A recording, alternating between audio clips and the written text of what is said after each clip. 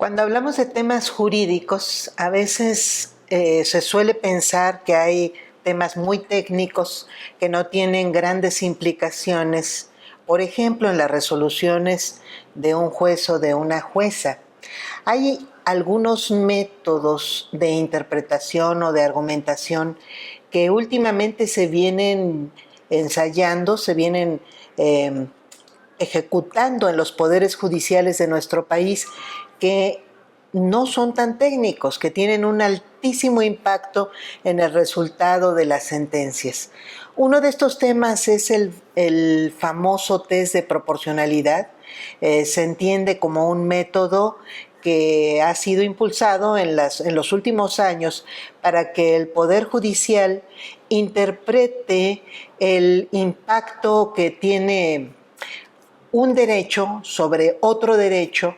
que parte del supuesto de que hay derechos en colisión. Entonces los jueces van definiendo sobre la base de un estudio que analiza la necesidad, la idoneidad y la proporcionalidad de una medida determinada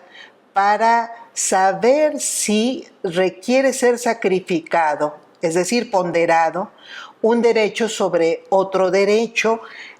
Hablamos de derechos humanos. Este tipo de métodos de interpretación, de argumentación, dejan mucho que desear a la hora de sus resultados porque validan ese supuesto que a algunos nos parece muy grave, es decir,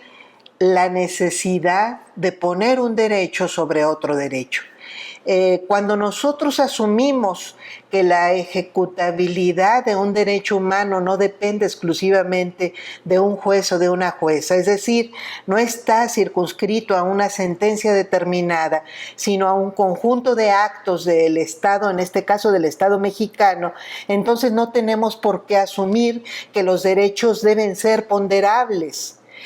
Hay derechos, por ejemplo, aquí hemos tenido muchos casos en los que termina analizándose si el derecho humano a la salud debe estar por encima del derecho humano a la libre competencia. Bueno, ahí simplemente decimos, en ese ejemplo, no son ponderables en primer lugar porque no existe tal cosa como un derecho humano a la libre competencia, pero además no estamos hablando de dos personas, solemos estar hablando de la población en su conjunto en cuanto nos referimos al derecho a la salud y al derecho comercial, al derecho de empresas determinadas a poder llevar a cabo actividades comerciales. Ese es un derecho ciertamente, pero no es un derecho humano de personas humanas individualmente hablando. Es decir, no se refiere a la dignidad de ningún ser humano.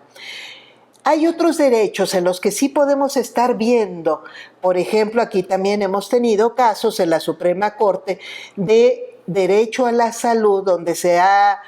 querido ponderar frente al derecho de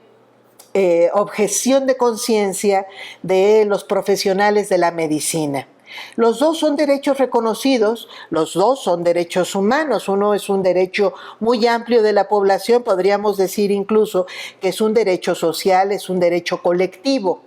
Y el otro es un derecho individual que se refiere a garantizar la libertad de creencias, la libertad de conciencias, en este caso, de las médicas y los médicos de nuestro país. Debe ponderarse en casos concretos si uno debe estar encima del otro. Cuando nosotros asumimos estas técnicas como el test de proporcionalidad,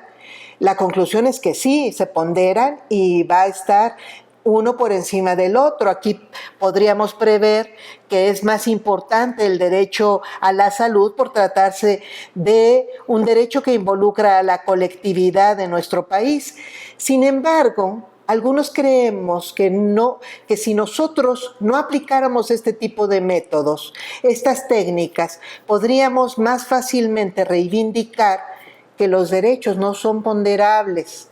Y si asumiéramos que no le corresponde a un juez o a una jueza en una sentencia, en una sola resolución, sino al conjunto de medidas que puede, por ejemplo, el sistema de salud ejecutar para garantizar tanto el servicio como prever que en caso de que una, dos o más profesionales de la salud tenga que recurrir a la objeción de conciencia, el sistema médico puede prever que no se suspenda el servicio público, nosotros no tenemos por qué asumir la necesidad de ponderar derechos. Y entonces podríamos no estar resolviendo con base en técnicas como esas, no estar hablando de sopesar derechos, es decir, ponderarlos para asumir cuál debe prevalecer encima del otro, sino podríamos estar asumiendo una posición totalmente garantista para que reivindiquemos en una sentencia individual, pero en general en todas las sentencias, que tanto el derecho a la salud como el derecho a la objeción de conciencia son dos derechos perfectamente ejecutables por sí mismos, y lo que requerimos y lo que nos toca garantizar es que las instituciones públicas permitan su ejecución, garanticen su ejecución. Uno no se encuentre nunca por encima del otro y asumamos que los derechos humanos no son ponderables, sino que deben ser garantizados por las instituciones del Estado.